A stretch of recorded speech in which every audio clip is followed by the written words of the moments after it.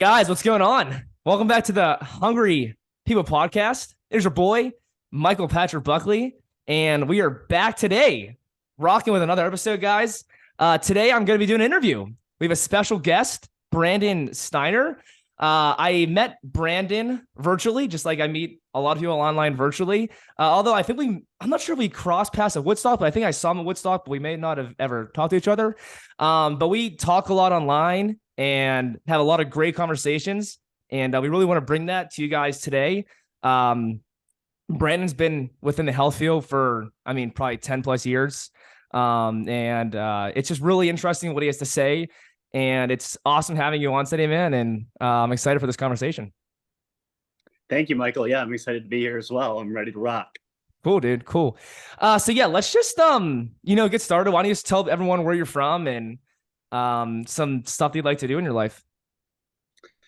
Yeah, so my name's Brandon. I'm from South Florida, born in West Palm Beach, but I was raised in upstate New York in the Adirondack Mountains. Love it here, love it there. Spend a lot of time in each area. And as far as what I like to do, I have a lot of hobbies. A lot of people usually ask me if I'm in the circus because I can juggle, I can solve Rubik's cubes, I can walk on my hands. I like to grow mushrooms. I like to grow sprouts and that's sick. Garden and do all sorts of things. So I have a lot of different hobbies. I love all things health, wellness, nature. We can talk a little bit about everything. Cool, dude. Oh, wait, so you said you could solve a Rubik's Cube? Yep. Like how, like in less than a minute or is usually around a minute. I learned probably 4 or 5 years ago and I just do it here and there. I don't Dude, that's so impressive. Yeah, I don't actively try and be the world's quickest Rubik's Cube solver, dude, but it is fun to do it. Right. It's insane how fast some of those people can do it. It's like, oh my gosh. So wait. Yeah, it's an art. Right. So do you prefer like Florida or New York? What do you like better?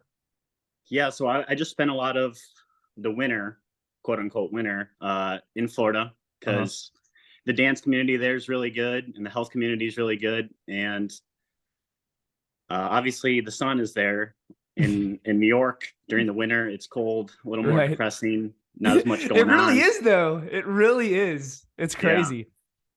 So, but I just came from Florida to New York. So I prefer New York in the summer. I prefer Florida in the winter. And I have a lot of friends and family in both areas. So I travel back and forth a lot. I'm always, on the go. My friends and family like to call me the gypsy or the nomad. So, I'm always on the move. I'm always doing something different, new, exciting. That's kind of just how I live my life. I'm sure I'll slow down and, get married and have kids at some point, but I'm not in a rush or anything. All my cousins and siblings are doing that right now. So I get to enjoy the spoils of being an uncle. Heck yeah. And enjoy all the pure kid energy and all the vitality that they bring to the table. Dude, you got to. Yeah. I'm excited to be a dad and to have kids at some point, but just living life right now, enjoying myself. I'm kind of in your same boat, single and just, do my thing in Pittsburgh. And I'm not like, I guess because I'm actively looking for somebody, but when that time comes, it'll come. So like you were saying, just kind of let it be and enjoy, the pleasures of being single and my life right now. But yeah, so you also mentioned handstands. What's the farthest? And I see your Instagram stories and your posts and stuff, and it's so cool. What's the farthest you've ever walked on your hands? Yeah, so I recorded myself a few years ago doing a handstand on a football field, and I got like 30 yards. That's pretty good. That's so good. I got about 30 yards. And then the other day, my sister wanted to go down to school, the same high school that I went to growing up, and play Frisbee. And I was like, sure, let's play some Frisbee. And then I got the idea when I got there, like, I haven't really worked out today. I feel good. Let's see how long I can walk. It's been a while since I've done this. And so I started at the 0 and I walked all the way to the 50 and then 5 more yards. Oh my gosh. So my new record now is 55 yards walking on my hands. And I'll probably try and break that again here in the next few months by the end of the summer. But that's legit. Yeah, it's quite a ways, but been doing it for almost 10 years now. So I feel good with it and I love it. So do you have any tips for that? Because I've been like every day I kind of like, I will say I don't give enough time to it to really be good. Even just like doing a handstand, without using a wall or something. But do you have any tips or suggestions regarding that? I know it's probably hard, like just over the video talking about that, but Yeah, in person way training is easier. obviously ideal, but for Right. me, I just got into it and fell in love with it. And when people ask me how to do it, I usually just say, I can give you all the tips and tricks in the world, but Right. at the end of the day, you just gotta do it a little And bit figure it every day. out. Yeah. You got repetition. Right. And when a baby's born, it can't even walk on its feet. You know, it has to get up and fall down, get up and fall down, and train those muscles and understand the balance. Right. And so it's the same with walking on your hands. Just you got to become familiar with it. It's awkward at first. You're going to fall down at Right. first, and the thing is just falling down, getting back up, doing it again. And Love it. so for me, it's just keep doing it. Dude, that's a beautiful answer. I really appreciate that. Cool, dude. Well, that's awesome.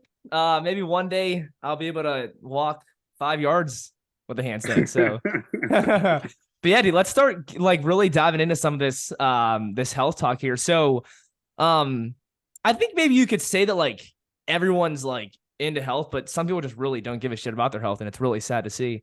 So what got you into this, and how long ago would you say you found whatever you found first, I guess? Yeah. Like whether that was veganism or whether that was, whatever, certain way of eating, some kind of diet. Yeah. Yeah. So it was definitely veganism August 1st, 2017 that I did it cold turkey and went all in and got super passionate about all Nice. things health. So that was about 6 years ago now, but there was a few years prior to that where I had my fitness journey where I was like a meathead, like working out all the time. And Right. that was due to a 3-year relationship coming to an end. Girlfriend and I broke up just because of college and long distance. And that got me into the gym and doing handstands initially. Mm-hmm. And I kind of just fell in love with the process and feeling my workouts. I didn't want to turn to alcohol and drugs and sleeping around. Right. So I'm like, I got to channel this energy into something productive that'll make me feel good. I don't want to be sitting in my room freaking crying and being a little baby. So Right. how am I going to overcome this? And I started hitting the gym, and it transformed everything. I wasn't dealing with any more like depression or anxiety or, I was just like, let's move on, restart, become the best version of myself. Mm-hmm. So that's kind of how it started. And then, like I said, August 1st, 2017, I had just gotten back from studying abroad in Australia. And this cute vegetarian girl that I met there had posted on her Snapchat stories, "We're all doomed." And it was a documentary, What the Health. And I was like, okay, this girl's cute. And I'm kind of curious what this is about. I'm into health. Right. Like I said, I was already in my fitness journey, and I was eating pretty clean. I was cooking a lot of my own meals, but I also wasn't afraid to just eat fast food or have an energy drink or to drink alcohol. Like I didn't really know anything about any of that stuff really yet. So I watched the documentary, What the Health. I was basically mind blown, and I was like instantly convinced, let's go vegan. I did it cold turkey, went right to my fridge, threw out my chicken, all the animal foods, and went to the grocery store before work that day and bought like salad and fruit and granola bars and stuff. Right. And that's what really set it off for me. I started just researching it constantly, looking up vegan athletes, reading ingredient labels, cooking more of my own food. And that day, I also gave up alcohol, smoking, energy drinks, fast food, and junk food. So I went like whole food, plant-based vegan. I was like, I've been lied to by changed doctors, man immediately, by the pharmaceutical industries. Yeah, I was passionate. I was all in, and from there, I went strong for a long time. Started researching, how to cure cancer, how to reverse heart disease. Found out all the vegan doctors. Started meeting the vegan doctors, reading the books, watching the YouTube videos, John Venus and Derek Simnett, and just all of it. I was into all the documentaries, all the movies, all the books, and I was trying to convince all my friends and family. That's how it goes, right? Yeah. So it's probably been about 10 years. 6 years ago, I went vegan, and that's what set me on a whole new path. Aside from just fitness, it was also like, okay, what am I bringing into my body? Foods, supplements, and I got to get rid of these, toxins. I stopped using deodorant and colognes and all those different things. And, you know, it kind of just cascaded into everything to do with health. I wanted to know the truth, like whether I apply it 100% of the time or not, at least I know, you know, and maybe I'll fall off sometimes, or maybe I'll decide to eat a little junk food here or there, or, you know, whatever it is, have a drink, glass of wine. But at least I know for myself, you know, what is healthy, what is not healthy, and how can I help people get to a state of balance and health as well. Totally. Cool. That was all really cool to see. I was laughing because exact same the same exact same thing happened to me. Like, I watched What the Health. I didn't even watch the whole documentary. I just came in halfway. My family was watching it, and I was like, "Oh, I can do that," you know. Like, and it's very convincing, and it pulls you in, and you're like, "Wow, like you're gonna change the world now with how you're eating all this kind of stuff." Dude, like, legit, I don't think I went cold turkey because I think like 2 or 3 days passed, but New Year's, like, then I was like all in pretty much cold turkey. So that's so funny how very similar story. Now this question here, I feel like it's kind of more geared towards towards the end of a conversation, but I kind of want to ask it now. If you could change anything from maybe that initial first couple weeks, you know, months or years, of how you went about your journey, what would you have changed in that regard? Like, you know, you're saying, "Oh, I'm telling everyone you got to do this, you got to do that," and you went cold turkey, all this kind of stuff. You know, would you still do everything exactly the same as how you did it? Great question. I really enjoy how you phrase that, and I usually like to say that I don't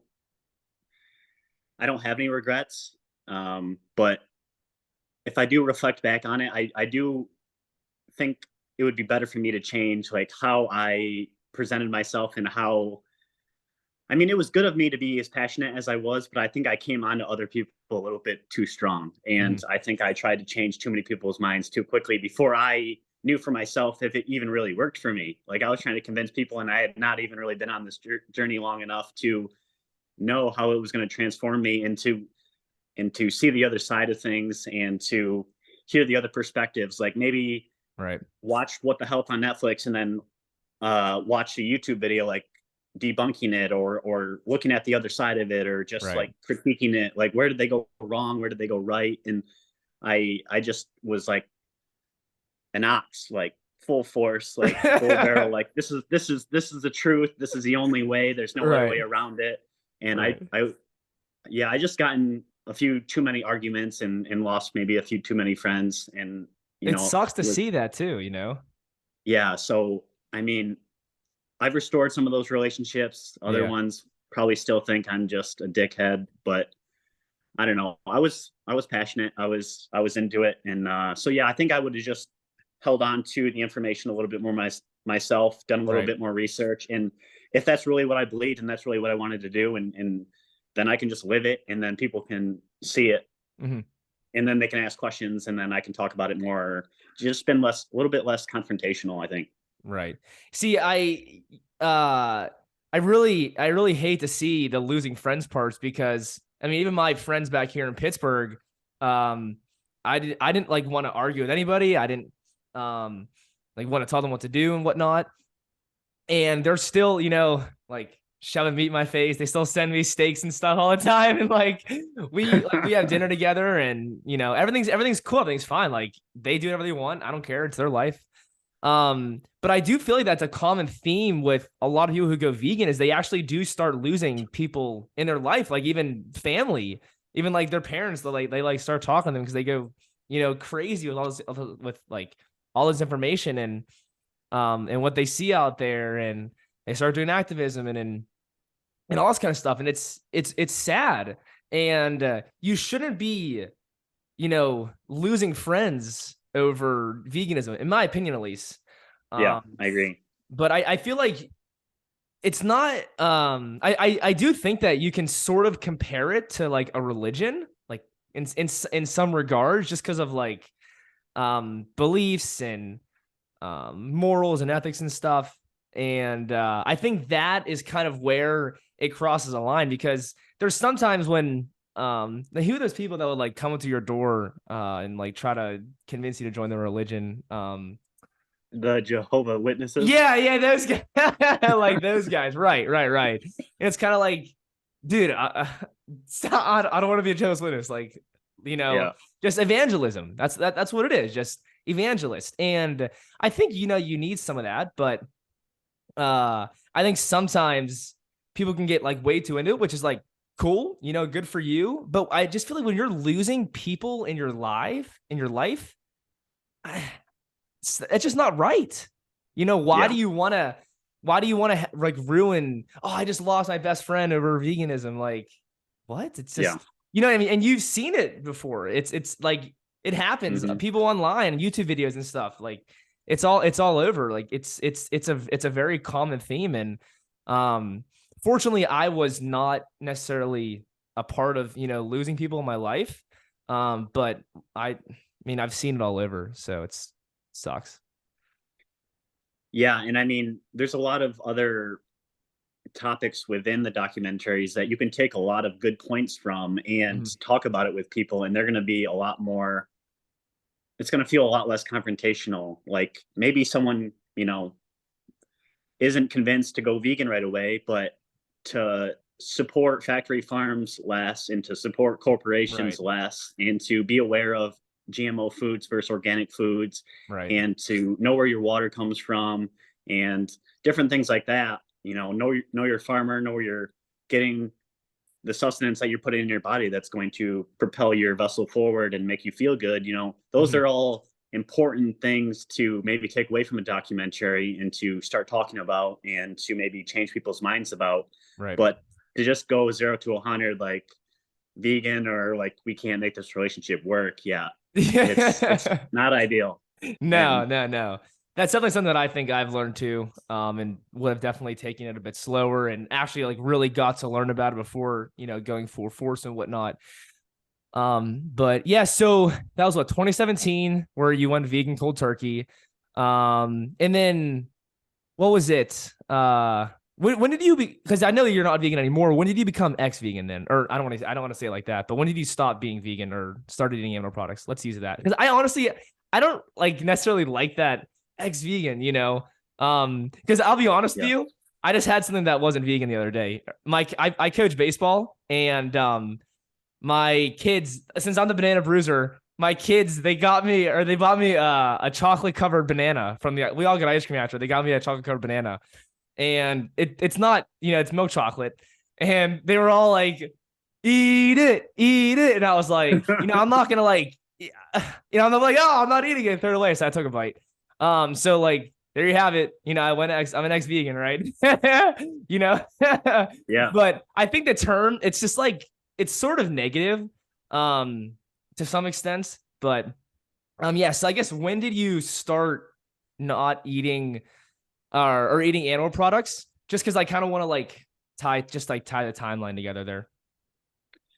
Yeah, so I started really questioning veganism right around the time COVID started, around March of Mm, 2020. And okay. it took me many months to come to terms with no longer vegan because I was passionate. Like I said, I thought I'd be vegan forever. Right. Uh, but yeah, and it took me several months to like actually start consuming animal foods because I wanted to make sure I got the sourcing right and Right. just to make sure for myself I was making the right decision and that I was really like convinced. But I would say it was around March of 2020 when COVID started and I kind of just started following different doctors Yeah. that were like following a different narrative than the mainstream narrative because I never bought that from the beginning. Mm-hmm. And through following these alternative doctors, naturopathic doctors, physical therapists, whatever it was, I just started watching some of their previous content. And a lot of them were just advocating for a more balanced omnivore type ancestral nutrition. I don't even like to say diet because Right. it doesn't seem sustainable and you want to be sustained on whatever nutrition you're consuming for your life. So Exactly. I just started becoming more open-minded to it. And Bill Gates probably had a lot to do with it. Honestly, him pushing the whole fake meats and just to see that he's a philanthropist, but he's got his money and tobacco and fast food and Coca-Cola and cigarettes and all this crazy stuff. So yeah, there was doctors that were like exposing him and this agenda and stuff. And I just valued their opinion a lot. And I knew what they were saying was valid because I was actually touring with Brian Clement at the time. And he said right from the beginning that this COVID thing is a big blunder and they already knew it was created in a lab and all this stuff. So yeah, we had a whole tour planned for like North Carolina and Georgia and like neighboring states. And we were about to do a bunch of events and everything got canceled because of COVID. And I talked to him one-on-one several times and he was like, yeah, just don't live in fear. Don't be stressed out. And so right from the get, I was like, okay, I ain't wearing a mask. I ain't freaking living in fear. I ain't socially distance. I'm not going to stop going to the gym. And I just started researching other doctors and seeing what Bill Gates was up to. And I was like, these doctors do make a lot of sense. They're talking about everything else that I know is important. I mean, like I said, there's way more to health than just movement and nutrition, even though those are huge components. There's also sunshine, there's grounding, there's toxins, stressors, doing what you love, and relationships, job, your job.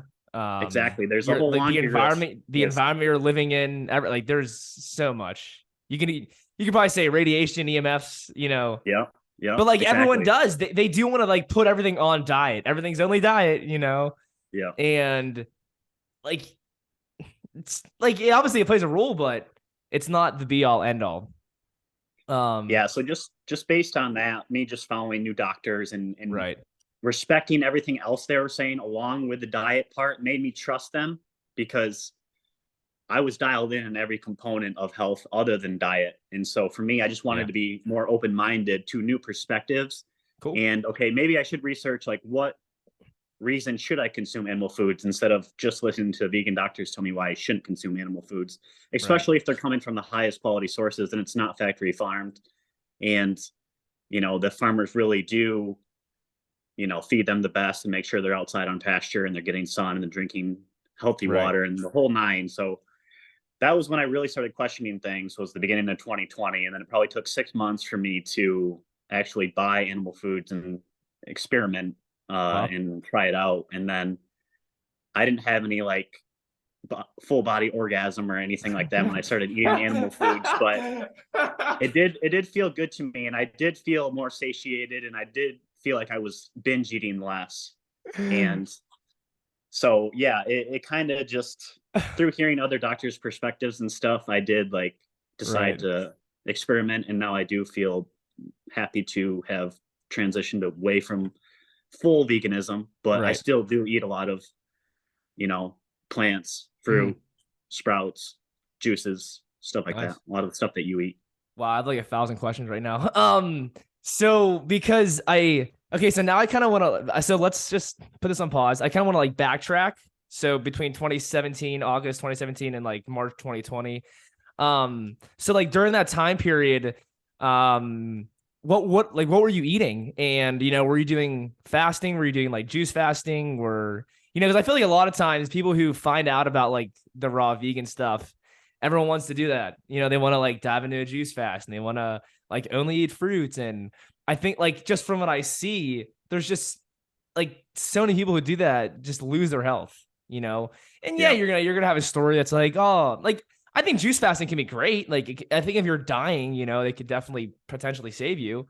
But I think what we see is a lot of people who don't need a juice fast do a juice fast and they lose more of their health versus like actually regaining their health, So I guess during that time period, if you just kind of like want to sum up some stuff that you're eating, if you did any of that kind of stuff and whatnot. So I remember right after I watched the What the Health documentary and went vegan cold turkey, I got right into watching John Venus. He was a vegan bodybuilder, and Derek Simnett, who lives out in British Columbia. Yeah, they're both pretty cool. I like Derek's fun guy to watch. Yeah, I really enjoy their content, and I would always watch their training videos and their what I eat in a day videos. And so I would say the first 2.5 years, I followed a very whole food, plant-based diet, like what I think I should have been consuming. in terms of like cooked and raw vegetables, fruits. I was eating a lot of rice and beans, potatoes, tofu, salads, sprouts, things like that. Just based on, okay, I want to continue bodybuilding. I want to continue to move my body, feel good. And logically, it just makes sense. Like I was doing a little bit of smoothies, a little bit of juicing. I mean, I would intermittent fast in the morning, but I hadn't really gotten into the whole fasting and cleansing and juicing aspect of it until the end of 2019, when I kind of discovered Hippocrates and Brian, and actually went there for 3 months and got my Hippocrates certification. Oh, that's awesome. Health educator certification. And that was when I kind of found out more about the raw vegan realm. But the first few years I was much more a bodybuilding type, whole food, plant-based, organic type diet. Right. Now, during that time, like, how'd you feel? Did you feel pretty good eating that? Yeah. So I spoke very highly of that diet and how I felt the first 2.5 years. I remember, I mean, I also said I gave up, alcohol, smoking, fast food, and energy drinks. But I also think that the whole food plant-based had a lot to do with it. My acne went away, my allergies went away, my asthma went away. Really? And I was losing a little bit of weight, and I felt lighter and more energetic, and I felt aligned. I felt good. Like, I'm not gonna say anything bad about the first 2.5 years. A lot of the stuff that I was dealing with went away, and I was very, very regular. I didn't have any digestive issues, no brain fog. Everything was good and clear, and I felt good. Right. That's awesome. So then 2.5 years went by, and that's when you found Hippocrates, you said, and you went there. And then did you start doing more like of the raw vegan stuff? Yeah, so I was there for 3 months, and they do mostly sprouts and greens and salads and juicing. Yeah, can you talk about that a little bit, like your experience and even just their diet? I don't understand it. Like I don't get how you can just live off that kind of stuff, Like there's no calories. And I'm not one to be like a calorie counter. I usually just eat till satiation. But it doesn't make any sense, So I found out about Hippocrates probably at the beginning of 2019, and I found out about their program, and I wanted to do it in May of 2019, but I didn't have enough money saved up. So I worked that whole summer, made like 12 grand or something, working alongside my brother, making like $40 an hour or something. Wow. And then saved up enough money to do the certification from August to November. And I was like super excited. They got the ice baths, the infrared saunas, the massages, the IV treatments, the cryotherapy, and then the juicing, the cleansing, the detoxing, the blood work, everything. Like it's full on. Like it's as legit as it gets. And so I was just like, well, I love everything they're doing outside of diet. So what they're doing with diet must be working as well. And so, they only served cooked food like once or twice a week. It's usually like a dinner, like at the end of the week. And they only serve fruit twice a week. And they also serve like a banana ice cream at night, sometimes after dinner.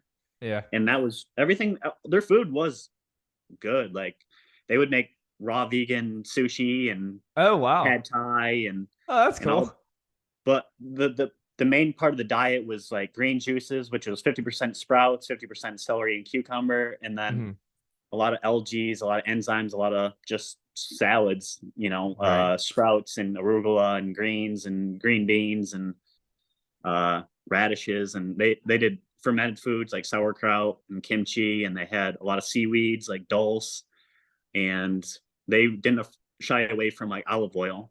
Some of the things that were controversial was they did include some like high quality oils, but they did not include salt other than the seaweed.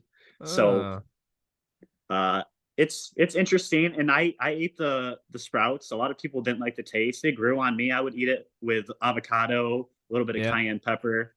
And, I've never really been one to count calories either. And the nutrition there is very dense. So I felt like I was pretty satiated and felt pretty good. But after doing that for several months, I was like craving like cooked foods and denser foods, and like Right.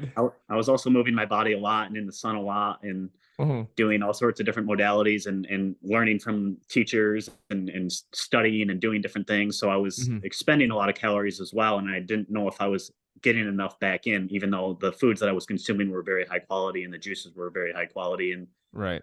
the whole atmosphere environment were like pristine. That's really cool. Like when you would have a salad, what kind of dressing would you put on it, or is it just kind of like you had guacamole? Because I know like you can usually do avocado or I guess guac for a dressing, but do they have any like specific type dressings there?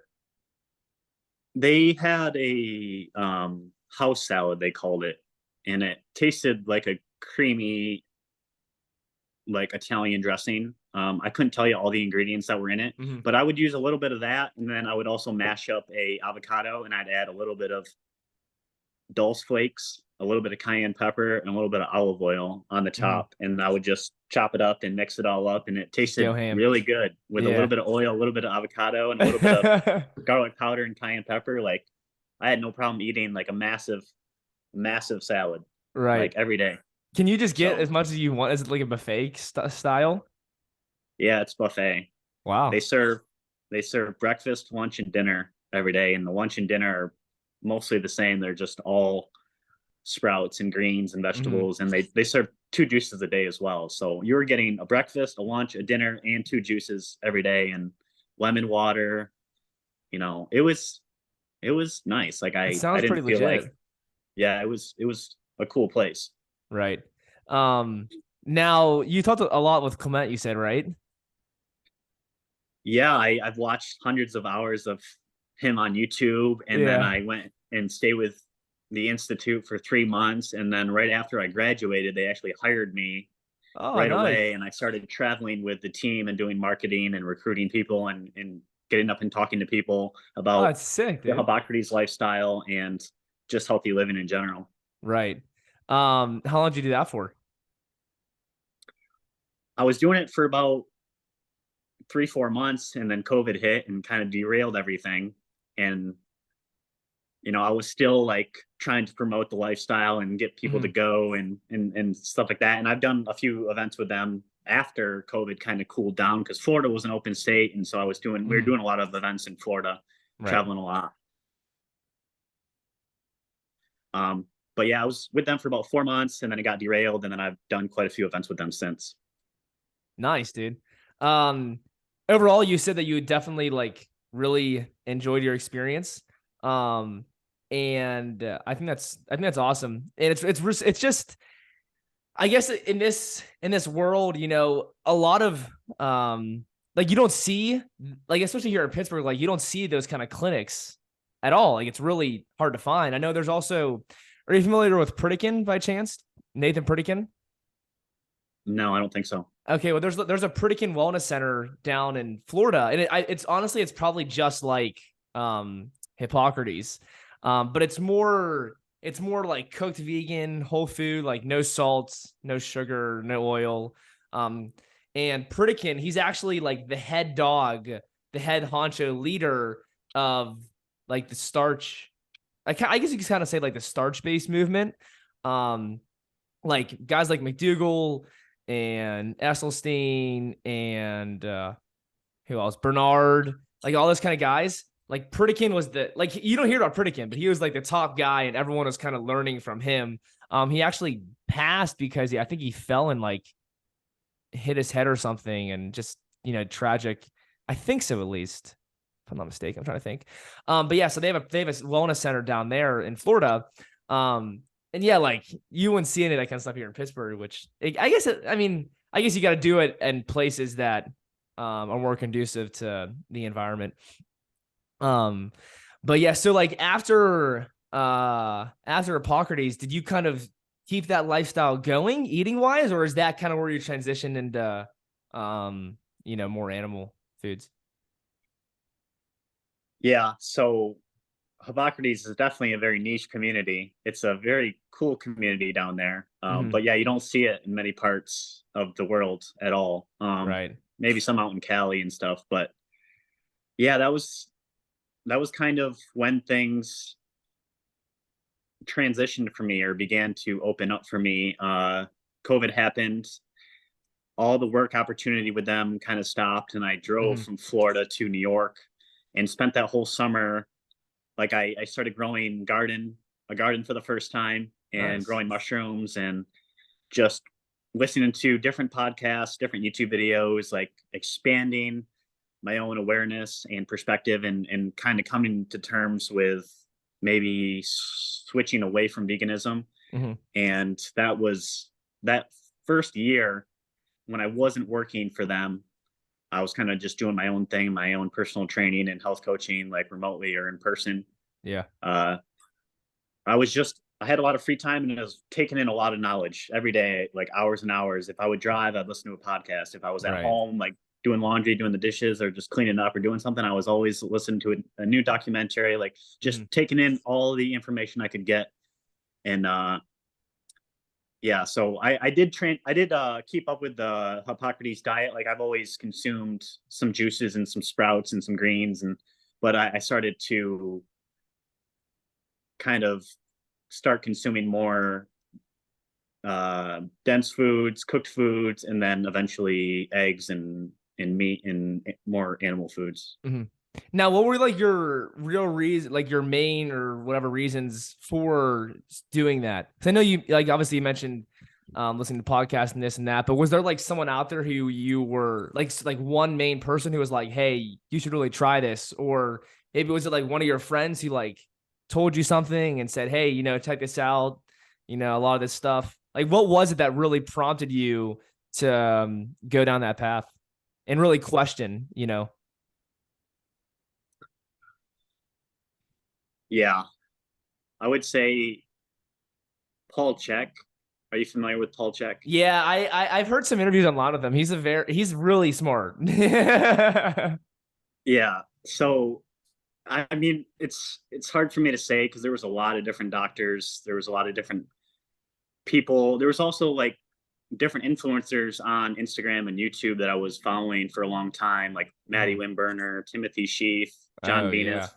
Right. A lot of people that were vegan for a long time that were also transitioning away from veganism. And so I didn't like abstain from that video or like attack them and be like, oh, you betrayed us or whatever. Like I would go into those YouTube videos or those interviews with an open heart and an open mind. Like, okay, what experience did they have that is bringing this awareness to them for them wanting to change away from veganism? Because I would assume that just like myself, they believed that being vegan was best for the environment, for their health, and for the animals, and that they would be vegan forever. You know, it's usually the way that we think about it. So there was a million straws, I guess, that broke the camel's back, because it was just kind of like I wasn't avoiding the information, and it was coming to me through social media, through my own active search. You know, I was listening to Joe Rogan podcasts, Paul Chek podcasts, Zach Bush podcasts,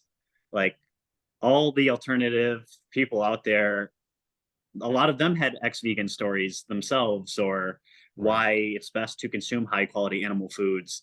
And I was also seeing people around me that didn't really seem like they were thriving, even though they were seemingly doing everything right.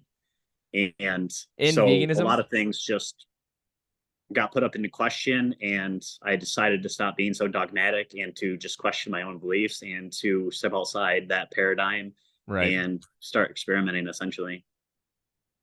Nice. So you mentioned there that you were seeing like people, they weren't getting results or something. I think I was wondering if those people were vegans. Is that who you were talking, like people who ate a plant-based diet, I guess?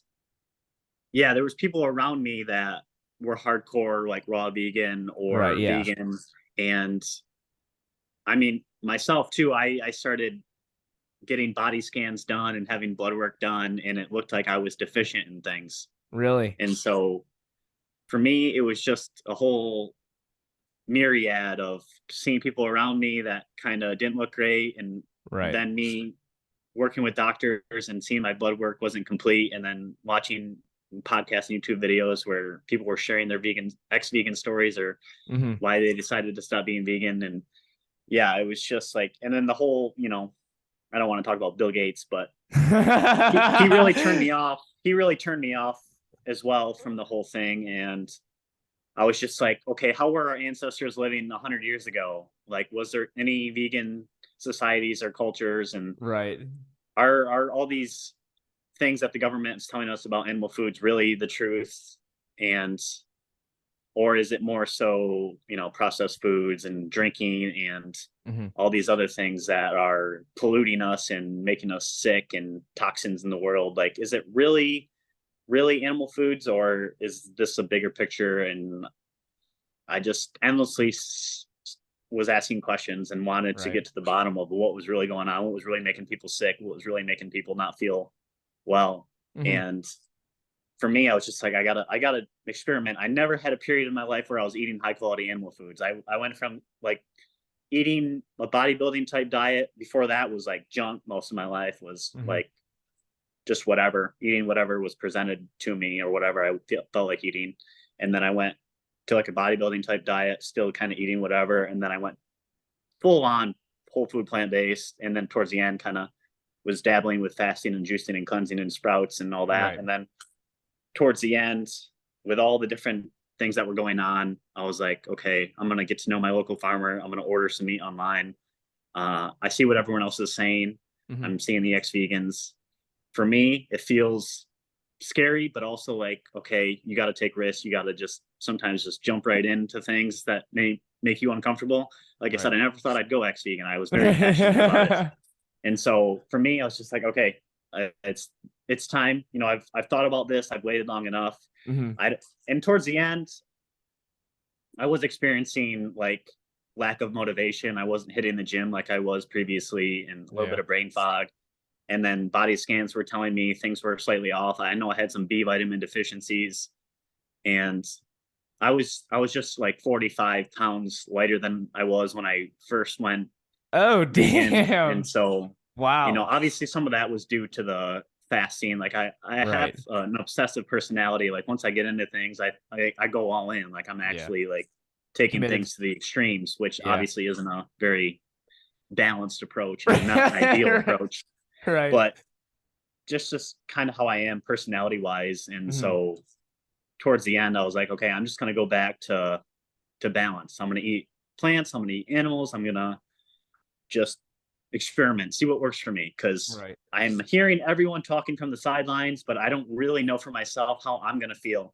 And that's what makes me sad is, like you said at the beginning, people just don't care about their health and don't take their health seriously. And they don't realize how good they can really feel if they take their health seriously and step outside of their comfort zone and get their diet on track, get their movement in track, get some sun, like lower their stress, all the things that are a component to feeling your best and living your best and living a long life and, just being functional and everything. I want to live to be long and healthy. And so I was just like, it's time for me to kind of break outside of this box and not label myself anymore and see if this is right for me or not.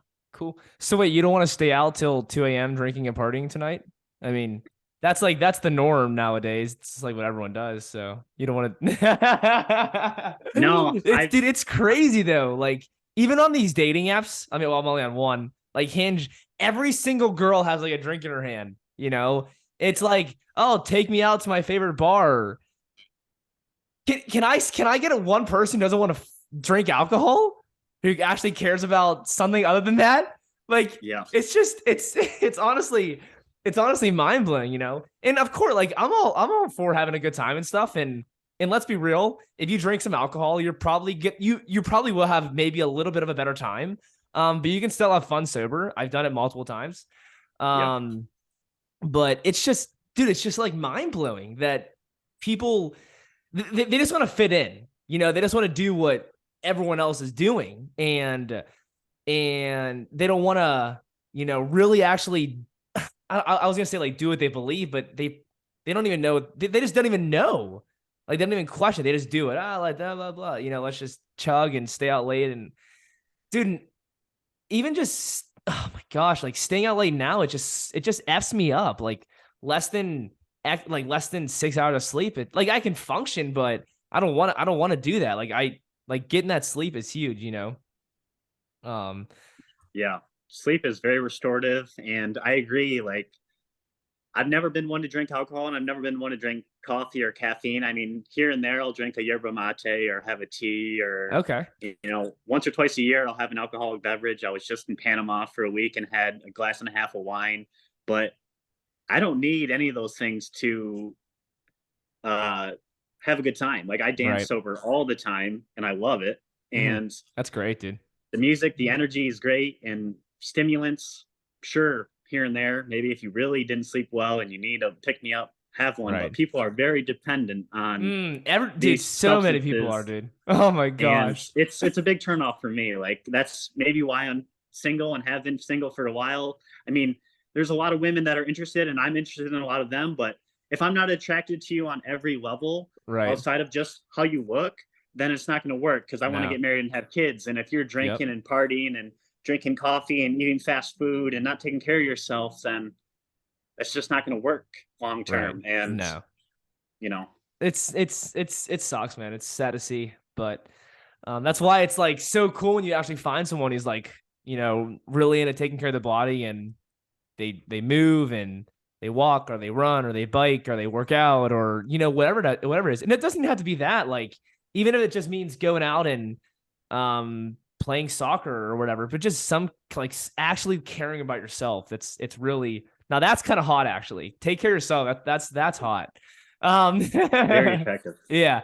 So when you started eating some animal foods, that was what, like 2020, now we're at 2023. I guess, like, how'd you feel initially, and how do you feel now, and what's like your main part of your diet? I know I see you eat butter. I think those stories are so funny when you do them.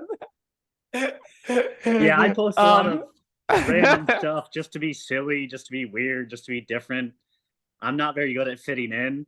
Yeah.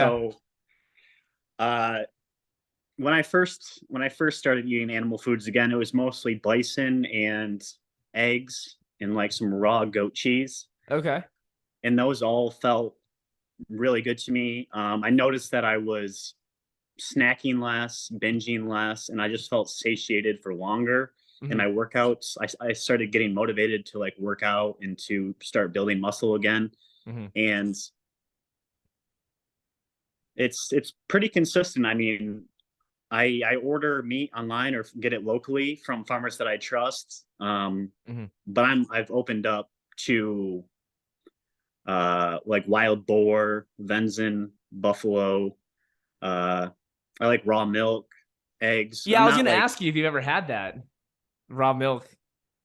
How is that? I mean, I see a lot of people who get like really good results from it. Like, they heal issues drinking it.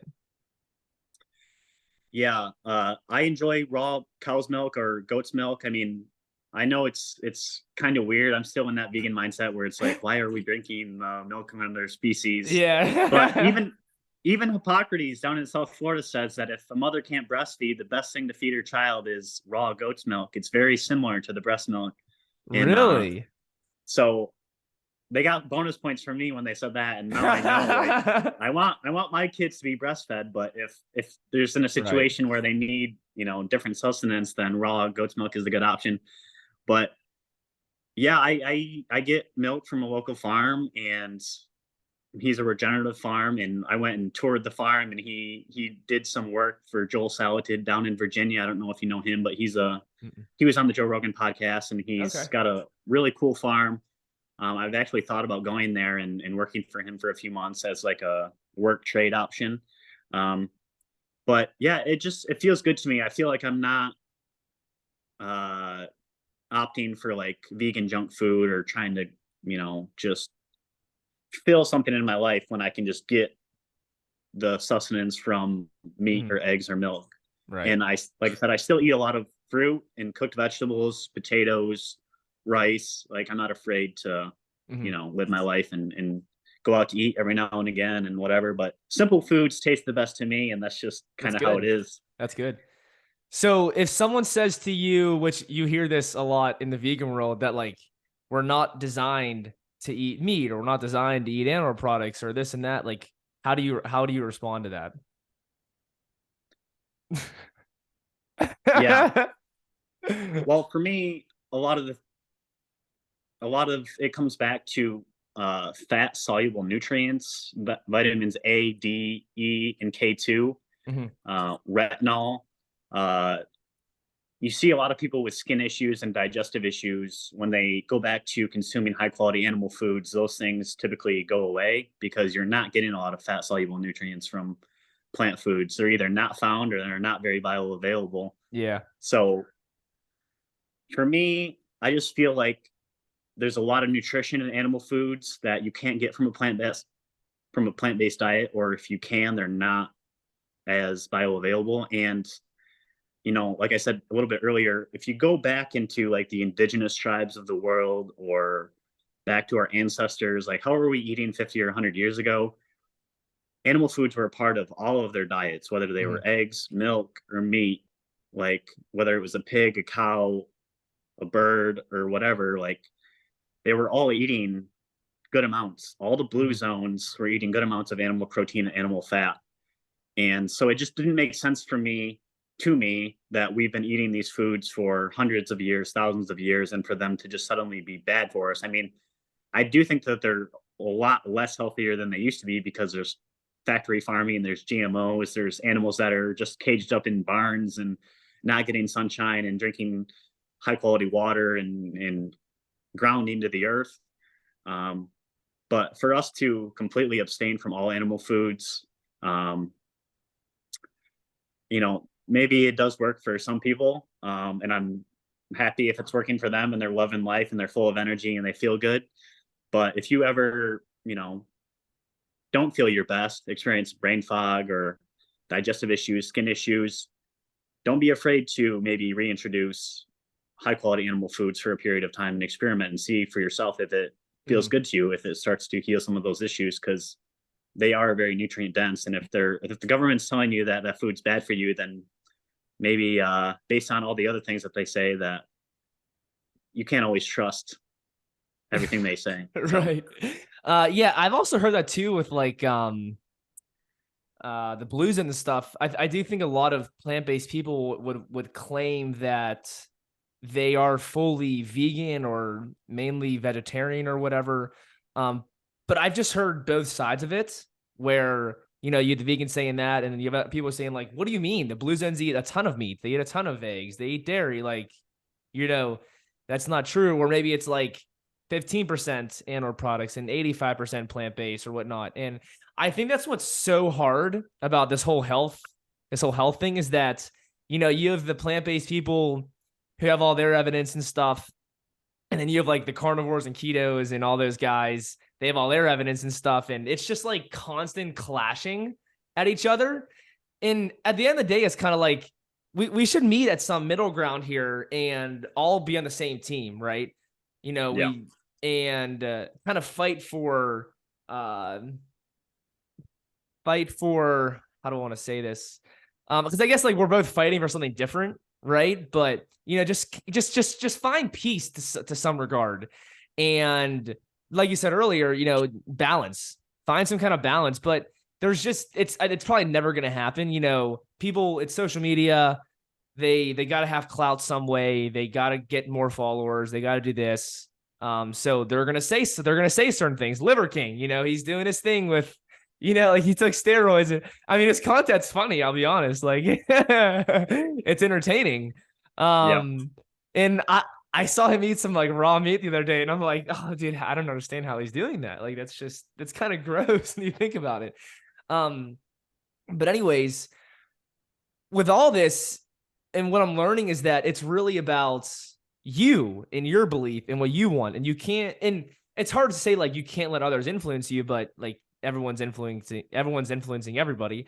But like, what do you want with your health? And I even asked myself that, and I even believe that, I even believe in eating like 10% animal products, and I'm still not there yet. So just because, I guess, and this kind of leads into my next question, is like, where do you stand ethically and morally with a lot of that stuff. And then I can even give a response after that too. Like going from veganism to eating animal products. Yeah, so it took me, I was vegan for my health and for the environment, but I also was very attached to the animals. I've always been an animal lover. I've always been pretty empathetic and compassionate. Mm-hmm. And so that was kind of my biggest roadblock into going back into eating animal foods was, sourcing. And like, it sucks that another being has to, be sacrificed to nourish us, depending on your beliefs. But I don't think there's a bloodless diet out there, regardless of if you're plant-based or you eat a lot of animal foods. Mm-hmm. The way that farming is done these days, there's no way to really get around like the perfect diet. I mean, I think that it is important to have a balance and to just be grateful and thankful for that contribution that you're going to take into your vessel, and that's going to translate into energy and life force and vitality. Mm-hmm. But for me, it's like I want to perform my best. I want to be at my best mentally, and I want to help other people. And what's going to help me get there is through experimentation and through my own research is eating some high quality animal foods. And so I feel like the way I can make the biggest difference in the world is if I do feel my best. Mm-hmm. And I feel like if you're not feeling your best, if you're suffering, then it's an injustice to yourself and the world to not consume animal foods if they're going to actually make you feel better and thrive. So right. That's kind of my thoughts is like, there's no perfect diet and there's always going to be some suffering in the world. And I think there's bigger issues in the world at play than just like you said previously, the carnivores and the vegans. Like there's balance, there's middle ground, and let's talk about other topics than just this topic, because right. Let's be friends. Let's be friends with each other.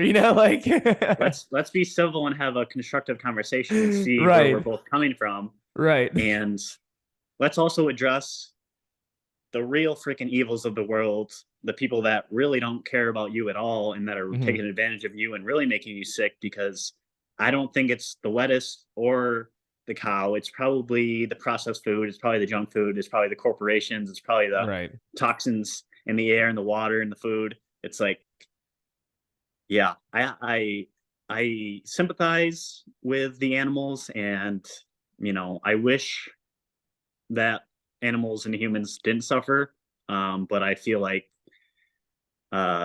morally and compassionately, it's just important to check in with yourself. And mm-hmm. if you don't feel your best, consider high quality animal foods.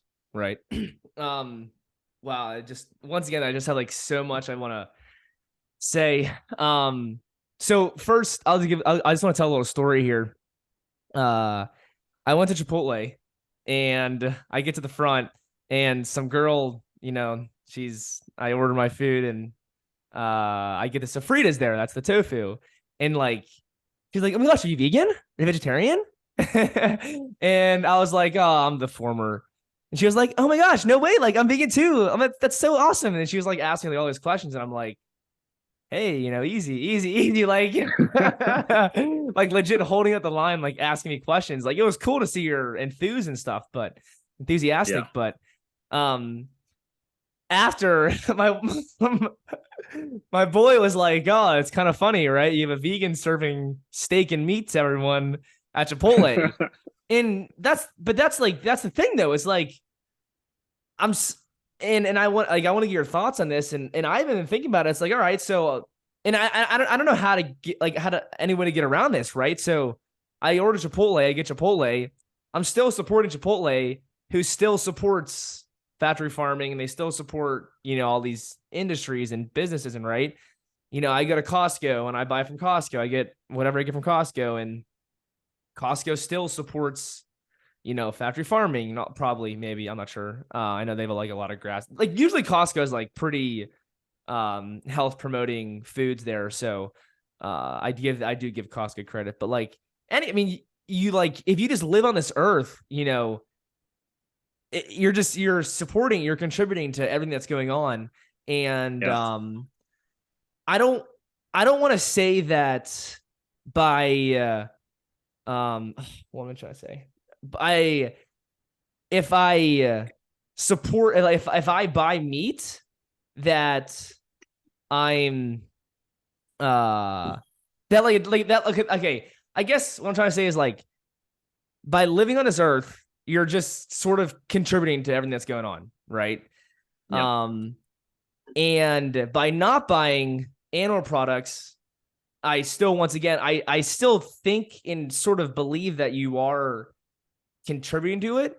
But I just don't know how to not contribute to it. And like, what I'm saying is like, it's just going to happen regardless. Like these factory farms, like the death of animals, how do you stop it?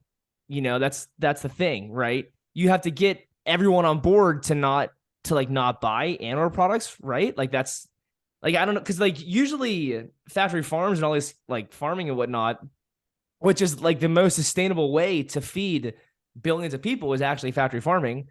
How do you stop that? Because a lot of these places are government funded. They're subsidized by the government. So the government, you know, it feeds into it all.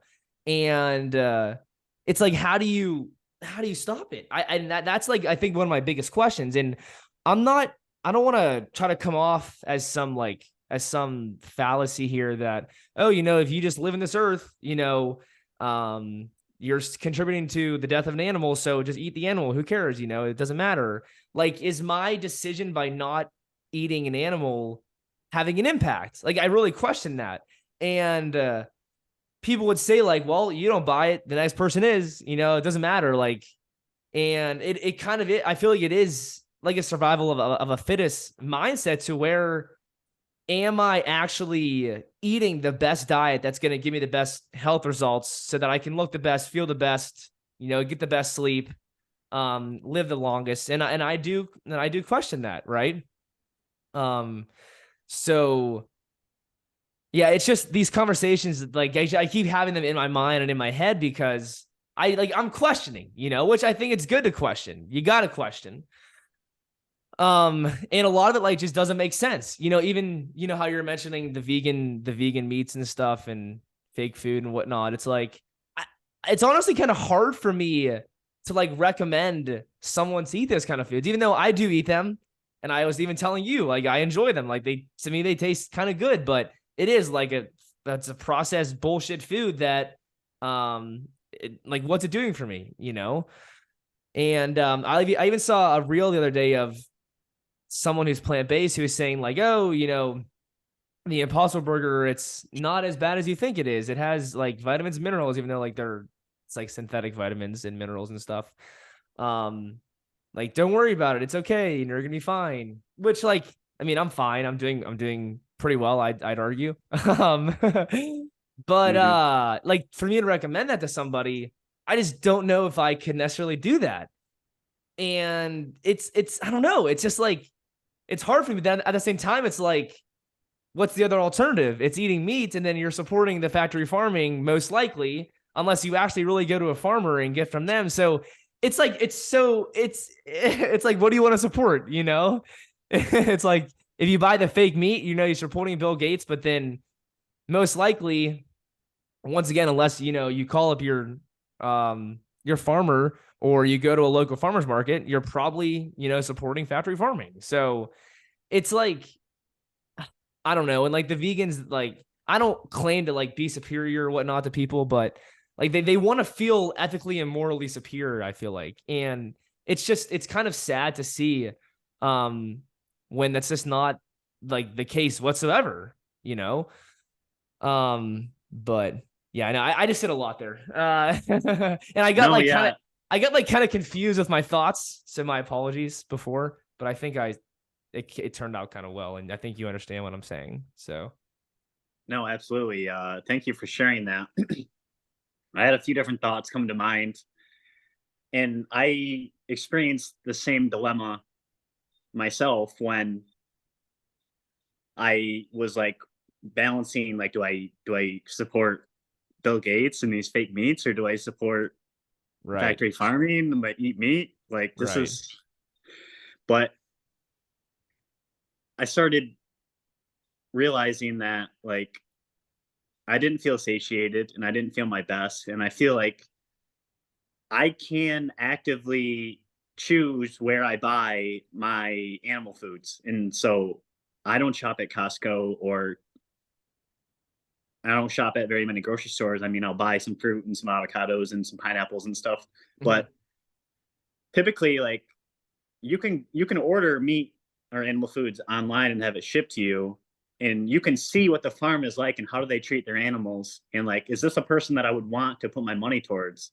Right. And you can go to a local farm and talk to him and see what he feeds his animals and how do their animals live, and you can kind of weigh it out and be like, okay, do I want to consume these processed foods, and do I want to recommend these processed foods to others, or do I want to put my money towards these farmers who are doing better for the earth? And it's interesting. Um, I saw something the other day, like, when you buy meat from the supermarket, the farmer that produced that meat is only getting like 15 or 20% of that. And it's like Mhm. middlemen, it's like the grocery stores profiting. And Right. so why wouldn't you just buy your animal foods or your plant foods or any food? Like, I think the message here is like, we need to support local and we need to grow food ourselves. Mhm. And we get away from factory farming and we get away from corporations and depending on others by doing it ourselves and supporting the community around us and the people out in the world who are doing really good work and who are really good people. Right. And so that's kind of my evolution since I stopped being vegan. Okay. Like I said, I drove from Florida to New York when COVID happened, and I started growing a garden, and I started growing more sprouts, and I started growing mushrooms, and I started going to the farmer's market more. And when it was time for me to experiment with animal foods, I researched a lot of local farms. I went and visited those farms and talked to the farmer and saw those conditions. And I Mhm. also was on social media looking at different farmers, regenerative farmers who are taking care of the animals and the earth and who produce high quality products. I'm looking at their farm, I'm seeing their websites, I'm seeing the comments, I'm seeing the reviews, I'm doing my research. And I think it's unrealistic that we can just get all like get all our foods locally and to source all our foods from the best people, because it is a little bit more expensive. But I Mhm. think it's important, especially in today's day and age, to try and break free from the system a little bit and not buy 100% of our foods from Costco or from the grocery store or from Right. wherever, and eating out 10 times a week. Like, I still go out and eat sometimes. I love ethnic foods. I know when I was vegan, I ate a lot of Thai food, a lot of Indian food, a lot of, you So know, good. I see your stories all the time. You love your curries and your Oh, dude, rice. I And got. I'm gonna have some so, tonight. exactly. So I'm not saying like never go out to eat again, because like, it's slave labor, it's factory farming, it's Right. GMOs, it's seed oils. Like, there's so much division these days, and it's like, let's get back to what's important. And it's not vegan, it's not carnivore. There's always middle ground. There's always nuance. There's always room for Right. conversation. And for me, it felt better to consume an animal food product that I sourced locally or from someone online than it did for me to consume a processed meat from Bill Gates or whatever freaking on the exchange. People are like, can manipulate the price and whatever. It's just like, I'd rather support a farmer who's growing fruits and has fruit trees and has a Mhm. garden, an organic garden, and is growing herbs and has animals, and they're all roaming out in pasture, and it's a symbiotic ecosystem that's thriving off each other, and they're not killing the wildlife, they're not clearing the land, they're not using genetically modified organisms, they're not spraying anything, they're not using herbicides, insecticides, all that stuff. It's just like, Right. that's how we lived for hundreds and thousands of years. It was just nature, like grow some food, go out and forage for some food, support a farmer, grow sprouts in your house. Like, you can do it from anywhere in the world. It doesn't matter if you live in Siberia, it doesn't matter if you live in Alaska. You can always do something. And that's the most powerful plant-based food out there. Like, I'm not vegan anymore, but I'm very well versed in the plant-based realm, and I grow a lot of my own food. And so I would encourage anyone who's listening to this, whether you're vegan or carnivore or anything in between, support local. You don't always go to the grocery stores. If you want to go out and eat, go out and eat. It's like not the end of the world. You know, there's a lot of components to life and to health than just food consumption. And this is a hot topic for a lot of people, but I love talking about everything outside of nutrition as much as I do talking about nutrition itself. Right. But I feel like we just got to be more nuanced, more balanced, and realize we don't always have to support the grocery store. We can go to our farmer's market. We can talk to a farmer. And even if you don't want to buy animal foods, still shop locally, grow some food yourself. And, you know, I would say avoid living in the city, because you only got 2, 3, 4 days worth of food if the food supply was cut off. Like, what are you going to eat then? You know, you gotta go back to nature. You gotta live off the land. I'm not saying, you know, everyone needs to leave the city, but I love going to the cities. I love visiting and spending some time there. But realistically, when it comes to how the world runs and the ecosystem and the symbiosis, that's where all the healing happens. That's where all the magic happens. That's where all the energy, you know, that's real life for me. You know, I feel much more at home, and I feel a lot healthier and cleaner when I'm out in the country, when I'm foraging for food, when I'm growing food, when I'm connected to the planet, when I'm soaking in the sun, when I'm swimming in a river, when I'm climbing a mountain, when I'm getting those negative ions. So that's basically what I want to share based on what you said. For me, it just feels better to support locally. And if you still want to go out and eat, do it. If you want to support a grocery store from time to time, do it. Like, that's part of living life and enjoying yourself. But there should be an open conversation about, you know, local farming, sourcing, growing your own food, and put your money where your mouth is. If you don't want to support these corrupt entities, these corporations, then live it by buying seeds, growing food, and supporting farmers who are really doing the good work. Because you can go out and talk to them, and they can share with you what they're doing. And if you don't like it, then go to another farmer. But I guarantee you, the local farmers aren't really the issue. It's probably the corporations that have all the money, the billions of dollars, and don't really care about your health, because they're adding preservatives, additives, and all the other junk to our food, and they're making it harder for us to be healthy these days. It's just about money. You know, it's really like a lot of it's all about just money. It's sad. But that was a really awesome message there, dude. Took a lot from that. Yeah, it's just a lot of it can be confusing, you know. And I used to volunteer at a food bank, and the food that they served was a lot of, like, there was dairy, there was meats, there was some processed foods, there were some fruits, some vegetables and stuff. And there's just so many people out there who, A, they don't know how to eat, and B, they can't afford healthy foods.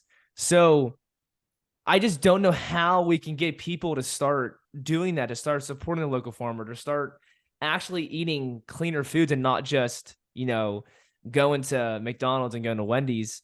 And a lot of this life is based off convenience. I was watching a reel today where I forget, maybe, I'm not sure if it was like some city in Asia or something, or I forget where I'm not sure. I can probably send you it if I can find it. But it was like, oh yeah, everyone's here working 2 or 3 jobs, and they're like, oh, well, like, what do you guys eat? Like, what's there for food and stuff? And I was like, oh, well, there's a McDonald's over there, there's a KFC over there, there's this over there. And like, that's just kind of how it is. It's just that that's what the world is coming to. It's just convenience. Oh, I'm going to stop at this store because it's easy, and that's what I'm going to do, and shove it in my mouth. And it's like the process just keeps going on and on. And once again, how do we stop that? You know, and that's the hardest part is how do we stop it? And what some people would say is you got to stop having kids so that they don't do that. But I want to have children, and I want to grow a family, and I want to keep the name going and stuff.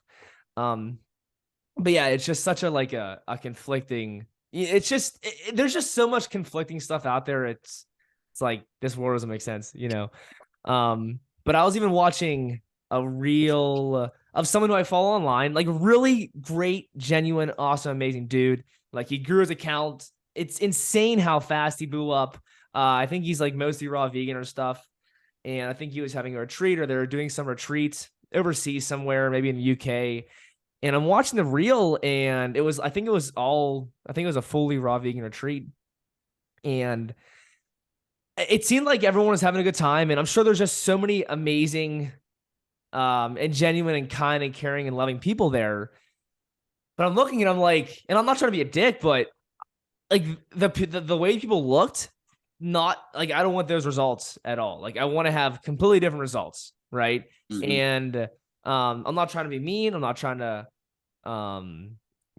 be an asshole, but that's just the honest, that's just like, honestly how I feel. And I don't want to look like that. So I choose to eat like a certain way to get different results.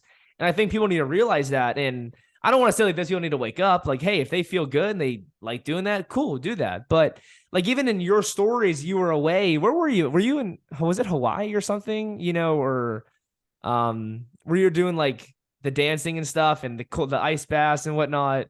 Where was that? Panama. You were in Panama. That's awesome. And like everyone there looked so healthy and looked like so vibrant and looked awesome. And I'm like, that's like a crew of people who I would want to hang out with. Right. And I'm sure like it wasn't like a food festival, probably not, like there was probably stuff that wasn't vegan there.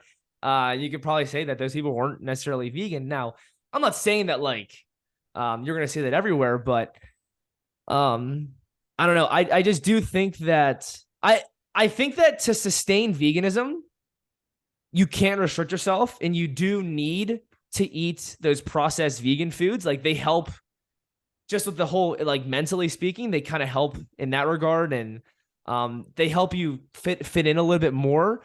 But at the same time, do you know Everyday Detox? His name is Mike. That's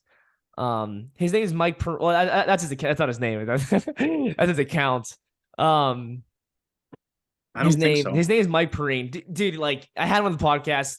He does like colonics, like legit, the best guy. Like I love this dude. He's awesome. And he had a story the one day saying that like, oh, we had these people who are doing keto, who are making like these keto pancakes and stuff, and doing all the weird shit keto thing people do, and he's like, we have vegans who are eating fake meat that are like resembling meat, right? Like you would think that it's just like, it's almost like hypocrisy. If I eat that, like you would think that, oh, I would just eat meat, right? Like that should make sense. And then he said something else about, I don't know, something else, whatever. But it just, a lot of it's confusing, I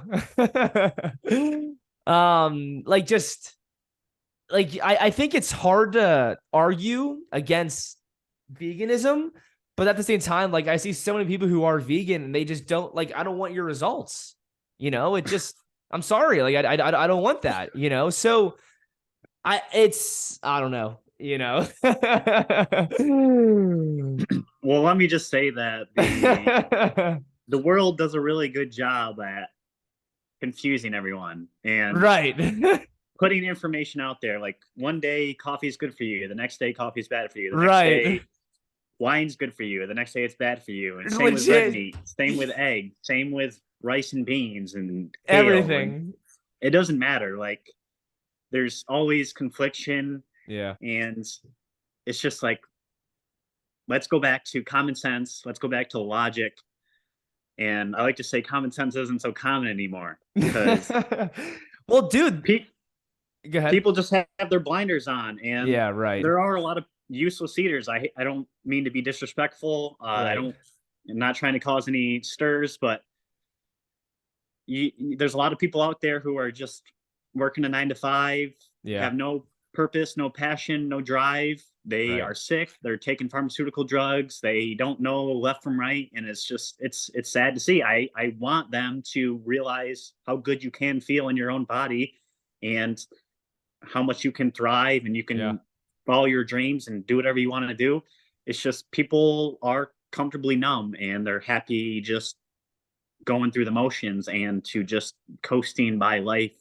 And unfortunately, society has kind of been molded in that sort of way. Like I know for most of my life growing up, I just went with the program. I was like, I'll just go to school, I'll go to college, I'll just drink, I'll just eat fast food because everyone else is doing it. And if everyone else is doing it, it must be good for me. And exactly. You know, and it's not until you kind of, you know, have an awakening or become passionate or some traumatic event happens in your life, whether you get sick or someone passes or, you know, who knows what. It's different for everyone, but it's not until typically that happens, or if you're lucky, you have like a conscious mom or dad or parents or people around you who kind of edge you in the right direction and help you evolve into who you should be as a thriving human who knows what they want and need and has good direction in life. But, you know, and you see that more in, you know, third and second world countries. In the United States, everything's just fast, convenient. You know, it's sad to see, but at the end of the day, I always remain optimistic that people will wake up and shift and evolve towards their purpose and passion and make a difference in the world. That's great, dude. I hope so too. And if you're hearing this message, I hope that, you know, you can wake up to yourself and find change, like do something different tomorrow, today, whenever, like right now. Because everyone, we're just doing the same shit over and over again. And it's good to change it up and try something new out. You know, even recently, I was like, you know what? I'm going to start walking in the morning. And I've been trying to do like 15, 20 minutes in the morning, you know? And it's been enjoyable. I will say it's a lot easier when it's, you know, sunny out in the morning when I walk versus, you know, it's 10 degrees out in the wintertime. So we'll see if I can keep that up during December and January months. Cold, rainy, snowy season. Yeah, right. Dude, I had an awesome conversation. I think we're probably going on about an hour and 20, 25 minutes here. It's been really great, you know, hearing your thoughts, hearing what you had to say. And finally, it was awesome to finally do this, dude. It's been in the works for a couple months now, and we're finally able to get here and have a really insightful and meaningful conversation. So I appreciate that. Do you have any you know, final thoughts that you want to add to our conversation that we had today? Yeah, thank you for that.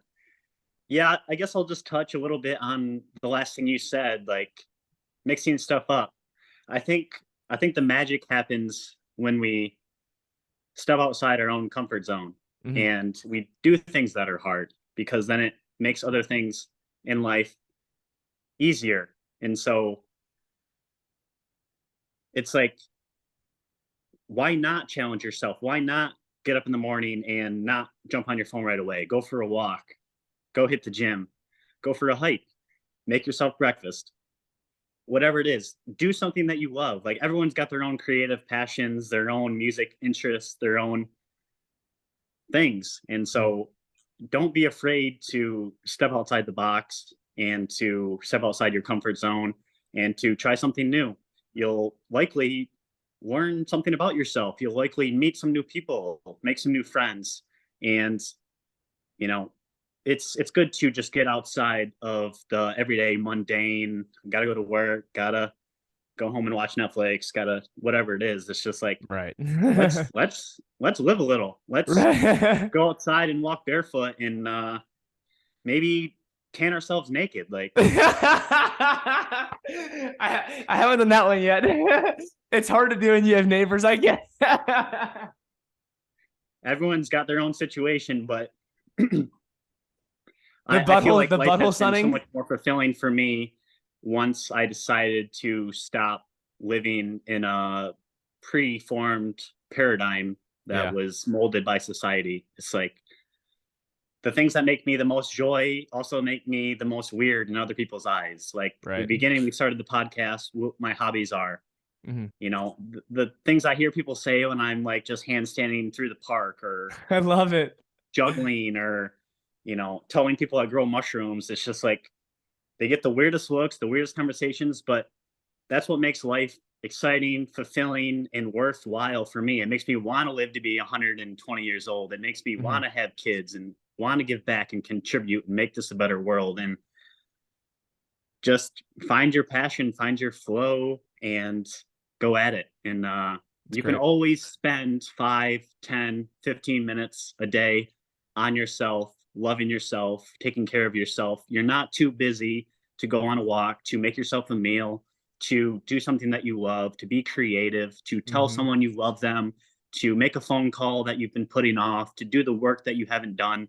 And it's just like, you're not going to get from point A to point Z overnight. You know, it takes taking one step at a time to get to where you want to be, but you're going to get there a whole lot quicker once you start taking those steps than when you just sit in your room and lay in bed and you're just like, oh, it's too far out. Like, it's not worth it. Like, I'll never get there. It's just find the joy in the little things, and life is beautiful. Life is fun. Life is exciting, and don't ever give up, because there's a lot of things out there worth living for, especially once you tap into the healing energy of the earth and you get back to the sun, and just drinking water, not constantly poisoning yourself with alcohol and fast food. And like, once you wake up a little bit, you become so much more passionate, so much more involved in your own life and loving yourself and taking care of yourself. And so just, it's hard. Like, once you're in the mud, it's hard to get unstuck. I've been there myself, but just like I said before, one step at a time, have that hard conversation, do that hard thing. And life is awesome once you break outside of your comfort zone and you do hard things. And then you don't have to deal with hard things later in life, like getting sick. You know, everyone's got to go through adversity and hard times. You know, we've all been through hard times. We've all had hard things happen to us, but life is beautiful in itself, and you don't have to let anything tear you down and break you apart and destroy you. You can always recreate yourself and have a beautiful, amazing life that you dream of and that you want for yourself. So just stay at it, be diligent, and love yourself always. Wow, I was gonna ask like a couple more questions after that, because like some stuff came to mind, but I think we're gonna end it right there. That was, I mean, I'm speechless. That was awesome, dude. Like, really great way to end a podcast.